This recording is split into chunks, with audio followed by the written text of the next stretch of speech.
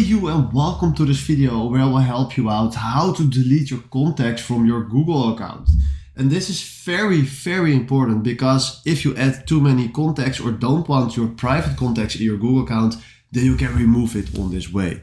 So please go to your Gmail and then after this click right in the top and then from here click on manage your Google account. You can also do this on Google or Safari when you're logged into your Google account.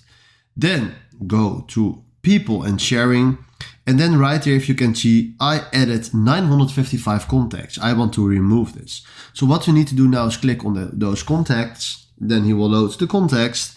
And then click on the 3 lines left in the top. And then click here on labels and click on the bin. This label has 955 contacts. Choose what to do with them. Delete all contacts and delete this label. So do that. All right. Then click on it again. Then go to other contacts. And right now you can see that when we click here that we removed all our contacts. Now, the one thing that you probably need to do is go to contact info from your devices and then turn this one off. So right now you deleted your contacts and you turn off save contact info from your sign in device.